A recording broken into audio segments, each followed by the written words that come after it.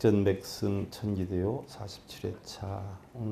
지난 시간에 이어서요. 지난 시간에 이런 사윗감, 이런 신랑감은 뭐예요? 피해라 하는 부분 가운데에서 지난 시간에 마무리를 못했어요. 오늘은 거기 37번째 무륜반박이라 하는 데서부터 들어가는데요. 그 들어가기 전에 우리가 논어에 있는 한 귀절 우리가 새겨서 한번 개성으로 살펴보자고요. 견현 사제연이호 견불현이네 자성야 니라나 무호미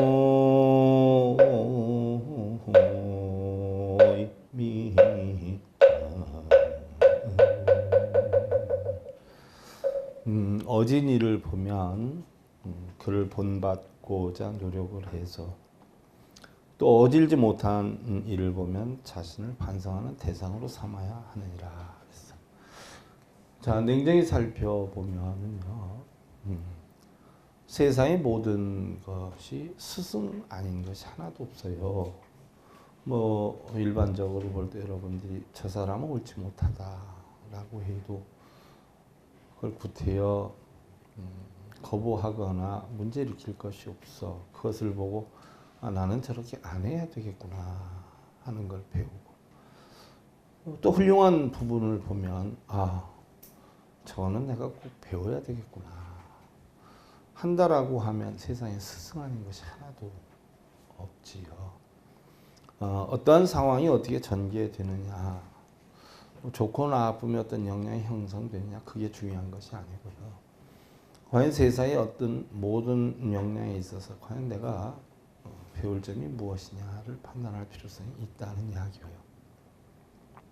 또한 사회적으로 많이 알려져 있고 훌륭하다라고 하더라도, 아무리 훌륭하다라고 하더라도 훌륭한 가운데 뭐예요? 잘못된 부분이 있을 수 있고요.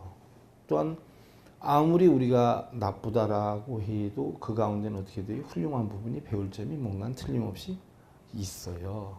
그럼 그걸 내가 배울 점 배우고 버릴 점 버리고 하면 되는 것이지, 한 가지 훌륭하다라고 해서 그 모든 것이 다 훌륭하고 한 가지 잘못됐다라고 해서 모든 것이 잘못된 것은 아니다 이렇게 판단을 해요. 뭐 유튜브나 뭐 인터넷 같은 데 보면 뭐 어떤 사람 비방하기도 하고 또 훌륭하다라고 하다 보면 사람들은 어떻게 돼요? 그 한마디만 듣고 그 사람은 나쁜 사람, 좋은 사람으로 낙인을 찍는 경우가 참 많은데, 참 위험한 발상이 아닌가 저는 그런 생각을 합니다. 겪어보지도 않고 남의 얘기만 듣고 판단하는 것은 참 위험천만한 일이다. 그래서 부처님께서도 스님들한테 스님이다라고 얘기를 하려면 어떻게 하라고 그랬어요? 적어도 그 스님하고 90일 정도는 생활을 해보고 그 스님이 어려운 일을 겪을 때 어떻게 처신을 해나가느냐, 평소에 어떤 마음으로 중생들을 이끌고 있느냐를 잘 가늠을 해서, 또 과연 얼마만 부처님 가르침을 펴느냐를 보고 존경할 부분이 있으면 그때 가서 스님이다라고 해라라고 했어요. 근데 여러분들은 그 세상에서 잘 못 들을 거야. 왜냐하면 스님들이 그런 강의는 안 해. 근데 행자를 두고 저 사람을 수행자로 만들 것인가 안 만들 것인가 똑같이 90일 정도를 겪어보고 판단을 하라고 했어.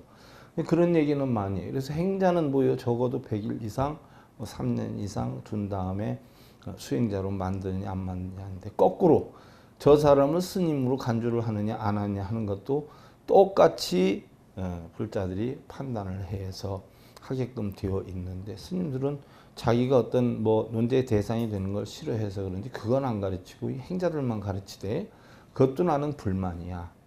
왜? 똑같아야죠. 일회평등해야죠. 해서 그 점 참고로 하시고요. 여러분들 지난 시간에 이런 사윗감 신랑감 피해라 37번째 무륜반박이라, 귀가 얄팍하고 귀가 뒤집어졌어. 귀바퀴가 거의 없는 듯 한마디로 볼품이 없는 귀. 쉽게 얘기하면 뭐예요? 쪼그러진 귀예요. 쪼그러진 귀. 귀는 총명학당이다. 왜 귀가 바라야 어떻게 돼요? 듣기를 잘 듣잖아. 그렇지 않아요? 귀가 바르지 않으면 듣기를 잘 안 듣잖아. 그래서 바로 귀라고 하는 것은 슬기와 지혜를 가늠하는 곳인데 이런 상을 가졌다면 생각이 단순해서 외골수로만 나가고 사려가 없기 때문에 실패가 생긴다. 그래서 이런 사윗감, 신랑감은 조금 생각을 해라. 순헌색청이라. 입술이 들리거나 위로 말려 올라간 형상에 색마저 푸르다면 고륙오전이라 하여. 자, 입술이 이렇게 위로 올라간 분들이 있어요. 그리고 이렇게 자칫 이야기를 할 때 잇몸까지 다 보이는 분들이 있어. 이건 좋은 상이 아니에요. 혹시 그런 분들이 있으면 잇몸은 안 보이게끔 입을 조금 이렇게 여는 습을 자꾸 들여야 돼. 우리 학창 시절에 우리 그 학생 가운데 한 친구가 어디서 이런 내용을 봤는지 교생분들이 오시잖아. 교생분들. 남학교에 교생분들이 오면 뭐예요? 놀림의 타겟이야. 그래가지고 뭐 이루 형용할 수 없이 짓궂은 장난들을 많이 쳐. 그래서 교생들이 수업 시간에 들어오면 울고 안 나가는 분들이 드물어요. 대부분 다 울고 나가. 쓸데없이 뭐 여러분들 오늘 공부한 데서 질문 있어요 하면 쓸데없는 질문을 해. 그때 그 교생 선생님이 홍아무개 선생님이었는데 그분은 이렇게 수박 좋아하는 분처럼 입이 약간 튀어나왔어요. 이렇게 뾰족하게 새처럼. 근데 이렇게 하면 이 다 들려서 잇몸이 다 보여. 그러니까 질문을 하는 게 선생님 여자들이 웃을 때 잇몸까지 다 보이면 음탕하고 안 좋은 기운이라 그러는데 그게 맞나요? 하고 질문을 해. 그러니까 얼굴이 새빨개지더니 그냥 울어버리더라고. 응? 그러니까 남자 학생들이 참 짓궂은 데가 많아요. 그런데 이제 여자 교생들이 가면 애를 많이 먹는데 이 관상학적에서 그런 부분이 나오는 게야. 더군다나 색마저 푸르다면 고륙오전이라 해서 부부간의 풍파가 극심한 상으로 보인다. 또한 입술이 푸르면 색동이 강해서 방탕에 흐르기 쉬운 상이다. 교연인촉이다. 약응 눈썹이 거의 붙어 있는 형상, 미접상교다. 그러니까 눈썹과 눈썹이 어떻게 돼요? 붙어 있는 겨. 이 공간이 없어. 이 붙어 있는 미접상교라고 그래. 근데 대부분 보면 여러분들 여기 붙어 있는 사람들이 속이 조금 좁아요. 넓지 않아. 이게 넉넉하게 있는 사람들은 속이 넓어. 그래서 오늘 집에 가서 거울 보시고 여기 붙어 있는 사람들은 살짝 이렇게 열어놓을 필요 있어요. 그리고 눈과 눈썹 사이가 이게 간격이 작은 사람이 있어. 작은 사람들. 어떤 사람은 어떻게 돼요? 눈과 눈썹 사이가 공간이 좀 넉넉한 사람이 있는가 하면 이렇게 짧은 사람이 있어. 이게 마음이야, 마음. 그래서 눈썹과 눈이 바짝 붙어 있으면 마음이 어떻게 돼요? 좁아. 이기적이고 자기뿐이 몰라. 참고적으로 알아.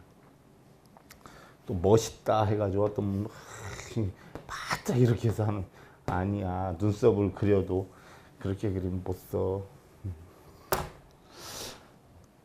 자, 이런 경우 인당이 좁아져서 답답하고 미련한 모습으로 나타난다. 이런 사람과의 부부 생활이란 답답함의 연속일 뿐이 금수를 논하기 어렵다. 좀 이기적이에요. 자기뿐이 몰라. 복면치몸이라. 이제 여러분들은 끝났으니까 여러분들 자식 때에 잘 살펴보고 야. 그래서 공부한 본전은 뽑아야지. 항상 고개를 숙이고 알아들을 수 없는 말을 혼자 속으로만 중얼거리는 사람, 나 이런 사람 간혹 봐. 뭐라 그러면 이렇게 당당하게 얘기하는 거, 아니 어쩌고 예?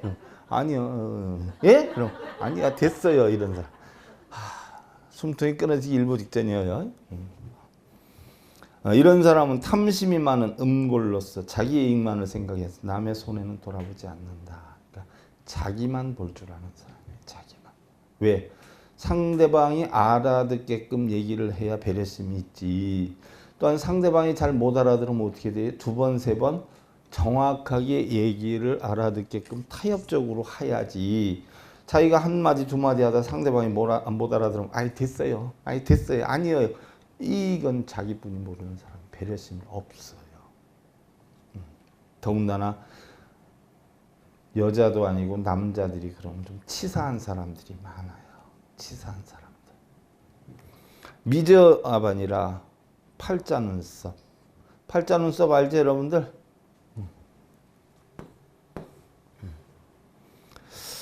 미모가수. 눈썹 끝이 어미와 간문을 압박하는 것. 미저아반이란 눈썹이 너무 낮아서 눈을 압박하고 있는 모양. 방금 전에 얘기했던 거예요.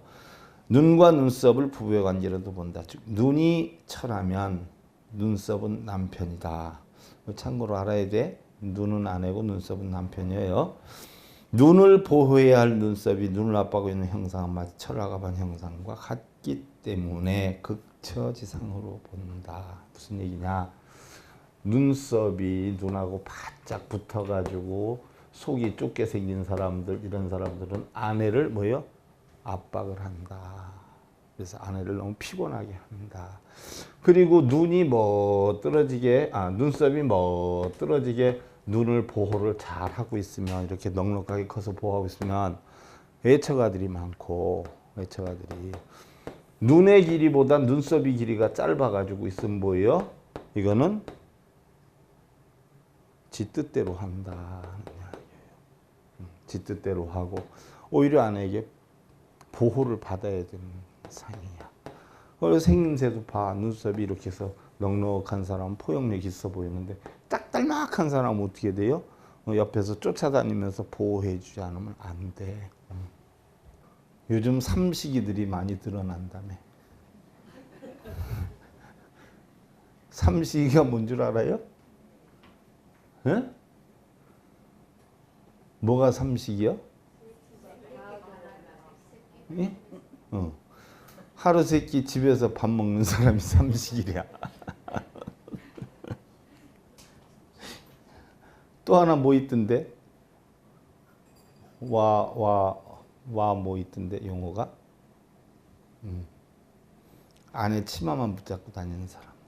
요즘 게 유행이래. 삼식이하고 또 누가 자꾸 늘어난대요. 그래서 그런 상은 극처지상으로 본다. 이 저한미는 육해미 중에서도 가장 좋지 않은 눈썹이다. 붙어있는 눈썹, 미지아반. 순한 노은, 입술 위로 말려 올라가서 잇몸이 훤히 보이는 사람. 마음이 충이롭거나 굳거나 의리가 없어 약속한 비밀도 지키지 못하니 어떤 일이든지 함께 도모할 수 없는 인물이다. 아까 얘기한 거 나왔죠? 이런 결함이 있다면 남보다 더 많은 노력으로 신뢰할 수 있는 인물이 되도록 해야 된다. 인무삼척이라 체격이 너무 작아서 똘똘 뭉치기만 한 사람은 성정이 단단하고 강해서 보기와는 모진 마음이 숨어있는 사람이다. 체격이 작다고 얕잡아 보다가는 크게 다친다. 체격이 큰 사람이 강할까요? 작은 사람이 강할까요? 작은 사람이 강하대요. 하긴 세포수로 따져봐도 큰 사람들은 물탱이고 홍근관정이라 붉은 실핏줄이 눈동자를 침범하고 있는 사람 웃음속에 칼을 품은 자로 상학에서는 평생에 사귀지 말아야 할 사람이라 하였다. 큰 해를 당할 수 있다. 사실 이거는 죄수형 눈이에요. 눈에 실핏줄이 자꾸 생기는 이런 스타일. 면색과 흑이라 얼굴색이 지나치게 검은 사람은 본성이 음득하니 자기 이익을 위해서는 남을 해치는 일도 서슴지 않는 자로 본다. 후천적으로 검어진 사람은 건강에 문제가 있는 사람이다. 얼굴은 색이 밝고 온화한 기세가 가득한 것이 좋다. 면색과람, 얼굴색이 쪽빛처럼 푸른 자는 본성이 험악하고 지독하니 홍근관정과 같이 사귀지 말아야 할 사람이다. 면색과적이라 얼굴색이 지나치게 붉은 사람은 상학에서 주작의 색이 동반하는 것으로 본다. 주작이란 시비와 간획을 주관하는 색이다. 이런 사람과 가까이 하면 자칫 함께 화를 당할 우려가 있으니 경계해야 한다. 간혹 있습니다. 두대항소 면대두소라 머리는 큰 데 비해서 목이 가늘고 얼굴은 큰 데 비해서 머리는 작은 사람. 신반무성 배방무육이라 몸집은 살이 쪄 큰데 비해서 목소리는 지나칠 정도로 작거나 등에 살집이 너무 없으면 되게 가난하고 복이 없으면 자식과의 인연도 희박하다. 홍창두삭 족경무육이라 가슴은 크고 쑥 나온 반면 배가 너무 홀쭉하거나 종아리에 살이 없어 빈약해 보이는 경우 이런 사람도 되게 복이 없어 곤궁하게 지내고 특히 자식운이 박약한 사람으로 본다. 이게 이런 사익감 신랑감을 피해라는 50가지 내용이에요. 여러분들 집에서 한번 읽어보세요 해도 되는 내용이지만 혹시 여러분들이 이해 못하는 부분이 있을 것 같아서 한번 같이 읽어보면서 상기해봤어요. 우리가 운명이라고 하는 것은 그전에도 얘기를 했어요. 운명이라 하는 것은 목숨명자 운전운자를 써요. 자기의 목숨을 운전하는 거, 인생을 운전하는 거. 이게 운명이다. 그래서 우리는 사주팔자대로 정해진 숙명대로 살아가는 게 아니라 자기가 자기 인생을 어떻게 운전을 하느냐에 따라 바뀌어간다. 그래서 우리는 각자 스스로의 지혜와 노력으로 만들어 간다. 재능은 누구에게나 있다. 근데 그것을 이끌어내는 방법을 모르거나 이끌어내려고 하지 않는데 문제가 있다. 대부분의 못한다는 사람들 보세요. 왜 못할까? 여러분들 누가 한번 노래 좀 해보세요. 그러면 아이고 저 못해요. 빼는 사람 있지. 그 사람은 아무것도 못해요. 내가 노래할게요 하는 사람은 어떻게 돼? 설쳐싸서 또 문제 많아요. 가만히 있는데 사람들이 아무개 노래 좀 해보세요. 그래 우리 신청하자 하고 하면 어떻게 돼요? 못하지만 한번 해볼게요 하고 일어나서 할 수 있는 사람. 가장 멋진 사람이에요. 못한다고 빼고 아이고 싫어요. 안 해요. 안 해. 아이고 몰라. 나는 별로 그런 사람들 마음에 안 들대. 가수요? 가수 아니잖아. 못하면 어때? 분위기는 따라가야지. 그리고 우리는 항상 자신이 생각하고 있는 것보다 훨씬 더 위대함이 잠재되어 있다는 것을 명심해야 됩니다. 그런데 문제는 뭐예요? 그걸 캐내려고 하지 않아서 그래. 우리가 뭐든지 하면은 못할 것은 없어. 문제는 안 하려고 하는 데서 문제예요. 또한 난 못한다라고 생각함으로 인해서 포기를 하는데 문제가 있는 게야. 사람이 천태만상이잖아요. 다 다르잖아. 그러지 않아요? 그럼 뭐 어떤 부분이든 잘하는 사람이 있고 못하는 사람이 있어. 다 잘할 수는 없어요. 예를 들어서 뭐 어떤 사람이 뭐 운동을 잘한다 해서 노래도 잘하고 공부도 잘하고 이런 건 아니잖아. 하지만 뭐 자기 잘하는 부분에 대해서 뭐 잘하는 사람은 훌륭하잖아. 또 뭐 아까 대충 이제 내가 들어가면서 보니까 오늘 여자 마라톤을 뛰었어. 근데 우리나라가 4위하고 6위를 했어. 근데 4위를 한 사람은 괜찮은데 6위를 한 사람은 우느라고 정신이 없어. 응? 뭐 때문에 우는지는 모르겠지만 자기가 뭔가 하고자 하는 대로 안 됐거나 뭐 그랬겠죠. 왜 등수 안에 들어서 울었다면 메달 따서 울었다라고 볼 수 있는데 등수 안에 못 들어서 울었으니까 뭔가 자기 뜻대로 되지 않았구나. 또 이게 해설된 거 보니까 뭐 아침 식사를 2시에 하고 6시부터 뛰었다. 그래서 뭐 어떤 시간 관리 문제가 있었다라고 하는데 사실은 등수가 중요하긴 하지만 그거보다 더 중요한 건 뭐예요? 최선을 다했냐 안 했냐 그거거든. 얼마만큼 잘생겼냐, 어떤 가문이냐, 어디까지 공부를 했느냐. 물론 그것도 중요하지요. 근데 가장 중요한 것은 자기 현실 생활에 얼마만큼 이쁜 마음씨를 내고 최선을 다하느냐 안 하느냐. 사실은 그게 난 더 소중하다고 봐요. 자기가 지금 현재 처해 있는 여건이나 환경이나 가족들 가운데 불만을 갖고 비판을 하는 것보다는 지금 처해져 있는 환경에서 최선을 다하고 최선의 노력을 다해서 자기가 만족하려 하는 그런 마음. 그렇다라고 해서 만족한다라고 해서 최선을 다 안 한다라고 하면 그것도 문제죠. 항상 최선을 다하는 마음. 최선을 다하고서는 만족하는 마음. 그게 가장 훌륭한 사람이 아니냐 하는 마음이 들어요. 자, 제5절 이제부터 이제 메인 게임인데요. 제가 여러분들 부부 자식과의 운명 및 인연에 대해서 하는데 139페이지죠. 부부, 자식, 부부 자식과의 운명, 조그맣게 운명 및 인연. 사실 이게 굉장히 중요한 거예요. 어마어마하게 중요한 거거든요. 그런데 이것만 하고 나면 여러분들이 뒷공부 하나도 안 할 것 같아. 그래서 뒷공부부터 끌어다 제가 다 하고 그걸 총결산하는 단계에서 이걸 하려고 그래. 최선을 다해서 빨리 마무리를 하겠지만, 자, 사람이 태어나서 사주팔자가 정해지면 우리는 그 사주 위에 살아가는 줄 알지 말고 보면 우리 인생은 사주팔자의 기초에 인과와 인연 상의상관의 운명이 만들어가는 것이다. 이것도 우리 불교에서 나온 거죠. 예를 들어서 우리가 사주팔자가 정해지면 흔히들 뭐예요? 아이고 난 팔자가 기박해서 내 팔자가 그렇지, 이런 경우가 있어. 팔자는 우리 인생 살아가는데 사실은 1%뿐이 영향을 차지하지 않아요. 그럼 99%는 뭐가 만들어요? 운명이 만드는 거예요. 운명이. 그 운명은 누가 만들어요? 자신이 만드는 거예요.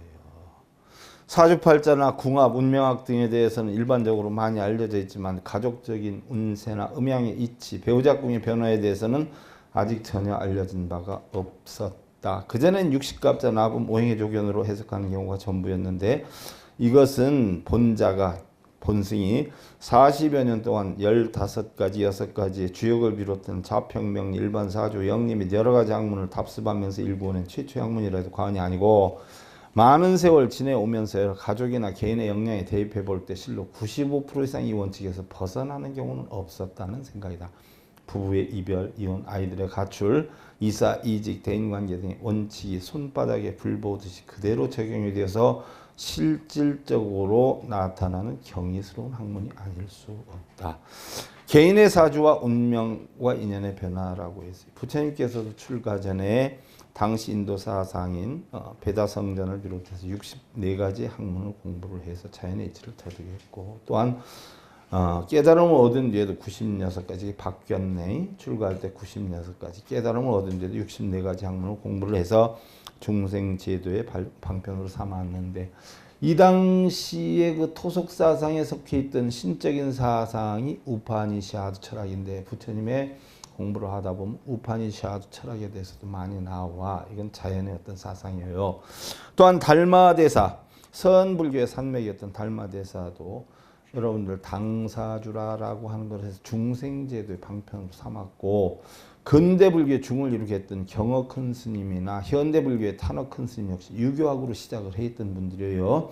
불교의 커다란 성찰을 이루신 분들로서 본승 역시 여러분들께 지금 알려드리고자 하는 이 자연의 이치학 역시 평범한 철학이나 미신적 성향이 아니라 분명히 여러분들의 인생을 좌우하는 연기법인 인연의 운명인 것이니 깊이 있게 잘 성찰해서 평안하고 행복한 가정을 만드는데 한몫할 수 있기를 바라는 마음이다. 사주팔자는 태어난 생년월일이 중심이 되어서 길의 방향을 제시해 줄 뿐 그 길의 좋고 나쁨을 형성하는 과정은 인연이요 운명인 것이다. 예를 들어서 산에서 여러분들이 나무나 돌을 채취했을 때 그 채취한 나무나 돌이 바로 뭐예요? 여러분들이 사주다라고 볼 수가 있어.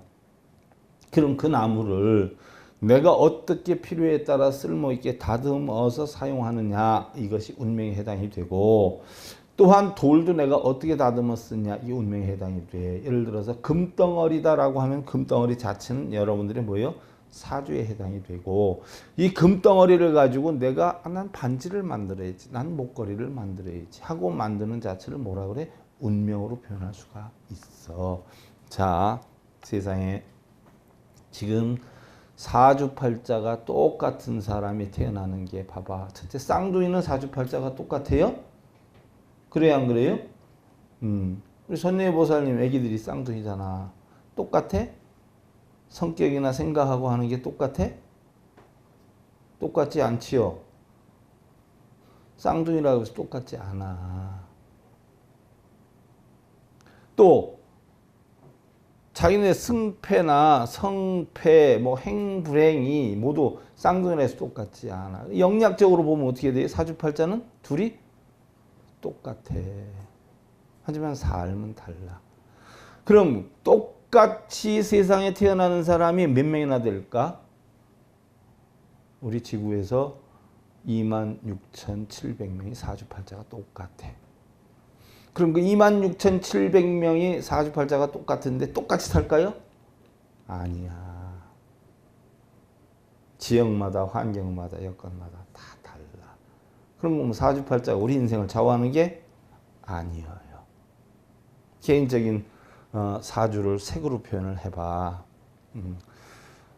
여러분들 가운데 본인이 빨강색 사주를 가지고 태어났어. 그럼 이대로 사느냐? 이 사주를 가지고 태어났다라고 해도 사는 건 빨강색으로 못 살아. 아버지 엄마의 색깔이 있고 형제 색깔이 있기 때문에. 또한 결혼을 한다라고 해도 어떻게 돼요? 파랑색의 신랑을 만날 수 있고 초록색의 신랑을 만날 수 있어. 그럼 내 빨강 이대로 살까요? 아니면 이런 신랑하고 만나면 이런 신랑하고 어떻게 돼요? 합집합이 될까? 합집합이 된단 말이에요. 섞여요. 섞여서 나오는 색이 결국 뭐예요? 두 사람의 인연이요, 운명이 되는 거야. 근데 새끼를 또 하나 낳았어. 검정색 새끼를. 섞일까요? 안 섞일까요? 섞인단 말이야. 섞여서 나오는 색이 이 가족의 뭐예요? 운명이라는 거예요. 이게 인연이야. 그래서 내가 누구를 만나느냐에 따라서 나의 운명은 바뀌어. 그렇다라고 해서 사주팔자는 바뀌는 거 아니에요. 예를 들어서 내가 쏘가지가 아주 못됐어. 근데 사람을 만났는데 어떻게 돼요? 내 마음에 쏙 드는 사람을 만났어. 그럼 어떻게 돼요? 내가 뭐 사주고 싶고 양보해주고 싶고 따독거려주고 싶은데 내 마음에 하나도 안 드는 놈을 만났어. 그럼 어떻게 돼요? 그 사람이 뭐라 그래도 안 들어. 니대로 난 나대로 해. 성향에 따라서 인연에 따라서 어떻게 돼요? 완전히 달라져요. 내 색깔이 똑같아도 상대에 따라서 이게 인연학이야. 이게 바로 뭐예요? 운명이에요. 그래서 여러분들 자식을 낳아도 또 하나 낳았어. 그러면 요번에는 흰색 자식을 낳았어. 그럼 두 자식한테 가는 마음이 똑같읍니까? 다릅니까? 가슴에 손 얹고 생각해봐. 내가 옛날 우리 부모님한테 따진 게 그거야. 응? 형님뿐이 몰라, 형님뿐이. 하긴 이쁜 짓을 많이 했으니까. 난 미운 짓을 많이 했으니까. 야단은 안 쳤어도 우선순위야. 옛날 뭐 봉건사상, 유교사상에선 응? 장손의 장남이 최고잖아. 응? 뭐 소고기도 따로 감지기 놨다 해주고 하대. 근데 그 당시에는 그게 속상했어. 그래서 따졌단 말이야. 그럼 뭐라 그래 어머니가? 야야, 한 10손가락 깨물어서 안 아픈 손가락이 어디 있어? 부모는 다 아프지. 그럼 난 뭐라 그래? 어머니, 그 10손가락 가운데도 길고 짧은 게 있습니다. 하지만 어머니는 자식한테 마음을 그렇게 쓰면 안 됩니다. 따지고 들었어. 그렇게 차별을 둘 바에야 차라리 나를 낳지 말지 왜 낳습니까? 그것도 따졌어. 당신들 좋아서 나 낳습니까? 이건 아니지요. 그러니까 내가 얼마나 불효막심한 놈이었어.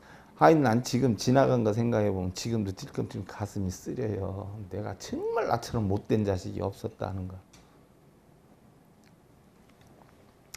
그래서 저를 엄청 깨까드럽게 생각을 했어 어머님이. 생각해보면 죄인지 나처럼 죄인은 없을 거예요. 나가 따지기를 잘했어 어려서부터. 다르단 말이에요. 이게 뭐예요? 인연이야. 이게 운명이야. 그래서 생판 모르는 남도 마음이 가는 사람이 있는가 하면 어떻게 돼요?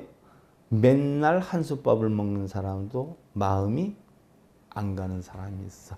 이게 왜 움직여져? 인연 때문에 그래. 근데 그 인연을 과거에는 육식갑자 나부모행으로 했어. 근데 그게 한 개도 안 맞아.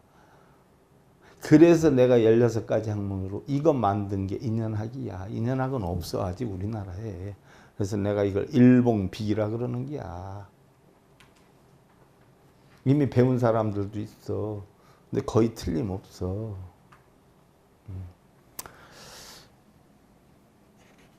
그래서 바로 자신의 색은 사주요, 상대의 색은 인연이 되고 혼합된 색은 가정의 운명이 되는 것이다. 이러한 이치는 꼭 가족의 인연에만 국한되어 있는 것이 아니라 사회생활의 모든 문제나 동업, 금전, 직장 이런 상황에서도 적용이 돼요. 물론 만나는 인연, 환경의 인연, 시간이나 여건 등의 모든 인연에 따라서 운명은 변화가 되죠. 예를 하나 들어보면 여러분들 쥐띠생을 봐.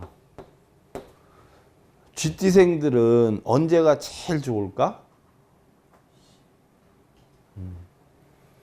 11월, 12월이 제일 좋아. 이땐 창고에 저장해 놓고 곡식들을 누가 뭐 청소하러 와 그냥 내 건져도 산더미처럼 싸놓고 그러니까 쥐가 얼마나 신날 때야. 그럼 이 1년 중에 언제가 제일 나쁠까?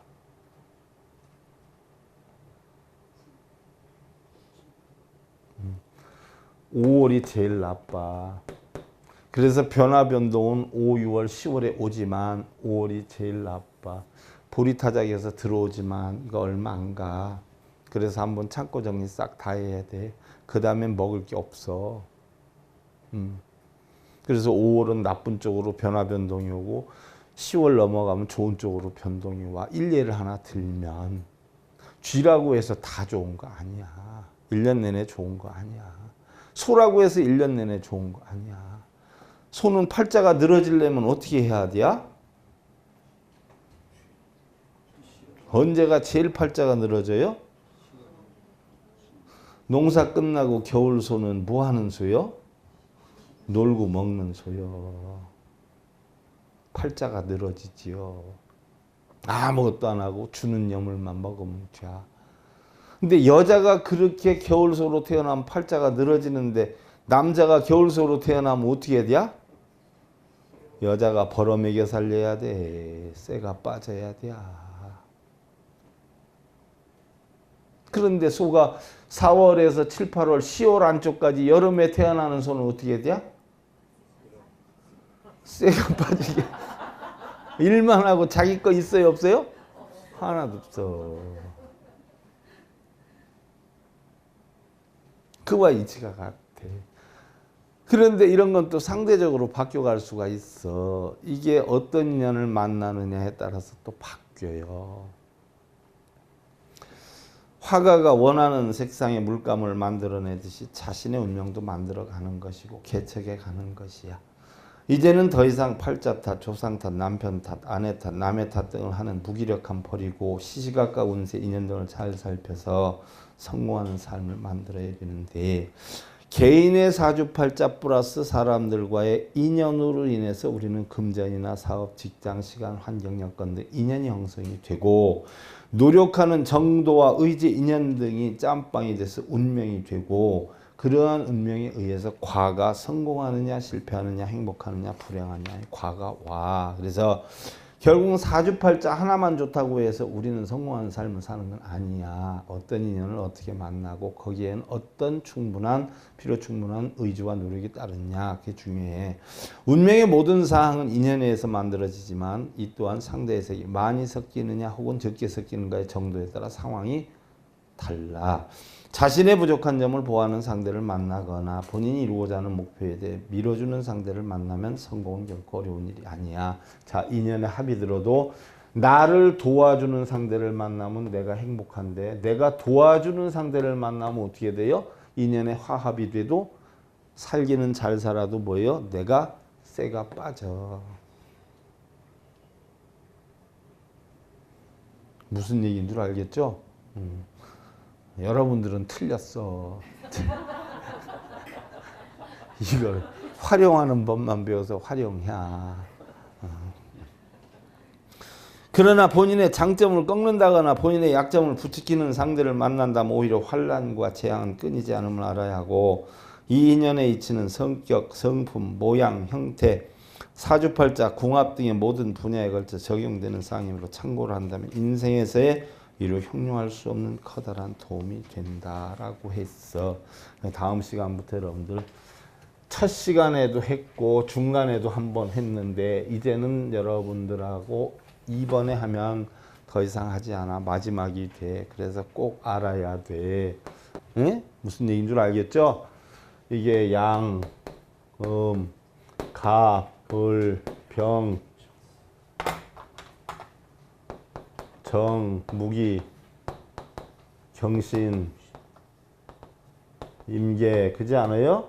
자, 그러면 자축인묘진사오미 신유술의 가운데 쥐는 어디에 해당이 돼? 인묘, 오사, 진축, 술미, 신유, 자해. 그럼 어디에 해당이 돼요? 12제 간목에 해당이 돼. 그러면 쥐띠다라고 하면 어떤 쥐들이 있을까? 쥐들이 보편적으로 성격이 어때요? 눈치 빠르고 센스 있고 재치 있고 유머 감각 뛰어나고 그죠? 순간순간 변화 변동은 많은데 인내와 끈기는 약해. 그래서 공부를 해도 단거리는 잘하는데 장거리는 약해. 공부보다 아이디어 무슨 상품 디자인 이런 게 통하면 잘하는데 꾸준히 오래 하는 건 잘 못해. 쥐들은 번쩍번쩍하기 때문에 생각이 많아가지고 바가지도 잘 긁어. 눈치도 빠르지만. 쥐띠 태생을 가만히 봐. 눈동자가 왔다 갔다 번쩍번쩍하게 이게 쥐들이요. 그러면 쥐다라고 해도 다 달라. 무슨 쥐냐? 무슨 쥐가 있어? 갑자가 있고 병자가 있고 무자가 있고 경자가 있고 임자가 있어. 그럼 쥐다라고 하면 그런 틀을 기본으로 가지고 있으면서 갑자는 뭐예요? 뻗어나는 나무야. 그래서 굽힐 줄 몰라. 지 뜻대로 자존심도 무지 강해. 지 마음에 들면 배려심도 좀 있는데 그런 쥐야. 이건 뭐예요? 산불과 같은 쥐야. 이건 뭐예요? 흙과 같은 쥐야. 이건 뭐예요? 큰 쇠와 같은 쥐야. 이거는 뭐예요? 큰 물과 같은 쥐야. 왜? 이게 양이기 때문에 양은 양끼리 만나고 음은 음끼리 만나. 그럼 쥐들은 어떻게 돼요? 보편적으로 온순하고 다소곳하고 힘이 약한 쥐니까 약할 것 같죠? 완전히 껄렁패들이요. 양기가 뻗어가지고. 그럼 쥐들이 갑자에 따라서 갑자, 병자, 무자, 경자, 임자가 다 달라. 성품이 조금씩. 그럼 소도 보면 흙이야, 흙. 요건 수구. 흙인데 진축술미, 음이야. 음은 음끼리 만나. 그럼 을축생이 있고 정축생이 있고 기축생이 있고 신축생이 있고 계축생이 있어. 그러면 축생이다라고 하면 어떻게 돼요? 보편적으로 무던하고 신의가 있고 고집이 세고 이러지 않아. 그래서 이 사람은 손익계산에 앞장서지 않아. 지가 오르면 무조건 가. 틀리면 무조건 안 해. 속된 표현으로 좀 꼴통끼들이 있어, 소들이. 근데 내면적이야. 그런데 보면은 이건 다 음으로 가.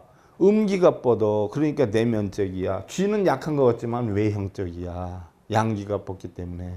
이건 음기가 뻗어서 내면적이야. 그러면 목에 예를 들어서 잔디와 같은 그런 소냐, 아니면은 작은 모닥불과 같은 소냐, 아니면 어떻게 돼? 이쁜 동산의 흑소냐, 아니면 뭐요? 작은 뭐 귀금속의 쇠소냐, 아니면 뭐요? 옹달샘물의 물소냐에 따라서 성품이 조금씩 어떻게 돼요? 달라져. 이게 바로 뭐예요? 인연학이야. 쥐다라고 하는 본태생에다가 뭐요?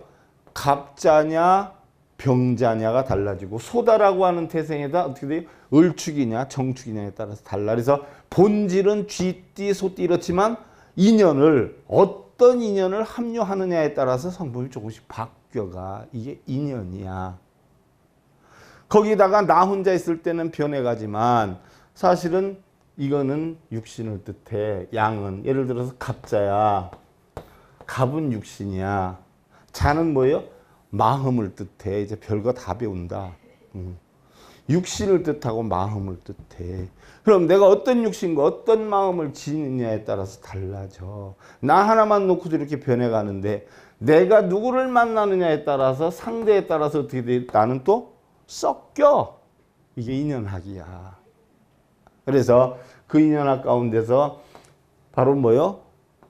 목생화라 화생토라 토생금이라 금생수지만 목극토라 토극금이라 수극화라 화극금이요 금극목이라 이런 인연을 만나면 바로 육신 겉으로 외향적으로 드러난 어떤 여건이 융화가 되느냐 극이 되느냐에 따라 상황이 많이 바뀌어요. 하지만 이 상황을 알기 전에 내면적인 이 본질의 성품을 어떻게 이게 오행에 따라서 바뀌어가느냐에 따라서 우리가 알 필요성이 있어요. 그래서 여러분들 다음 시간에 우리가 십간의 바른 뜻하고 12지의 바른 뜻하고 그 다음에 똑같은 12지 가운데에서도 방금 얘기했듯이 갑자냐 병자냐 무자냐 이게 조금씩 달라. 그래서 이거를 살펴본 다음에 육식갑자 이거를 다 내용을 살펴본 다음에 그 다음에 인연에 대해서 배우면 여러분들 아무 영문도 모르고 뭐는 생애 뭐는 뭐 그렇게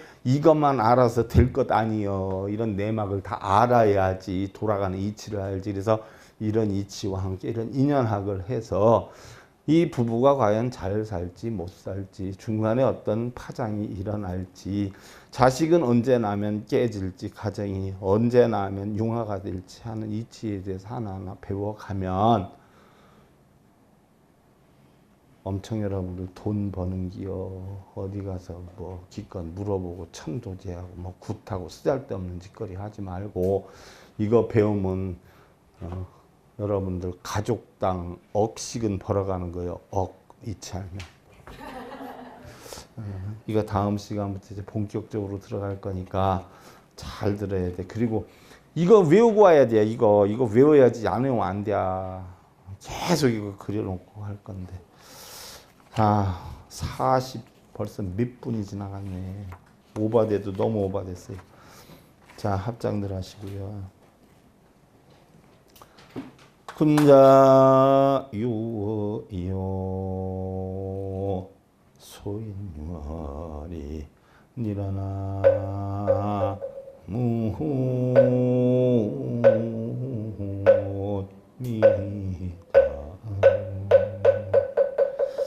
군자는 의, 옳을 의에 발고 소인은 이득이냐 손해냐 이에 발다. 이득을 논하는 것은 소인이고 이득과 손해를 떠나서 어느 게 옳은 것이고 어느 게 틀린 것이냐 논하는 것은 군자다. 자, 여러분들 군자의 삶을 살기를 기원드리면서 백전백승천지대 47회차 서일공이었습니다. 감사드립니다.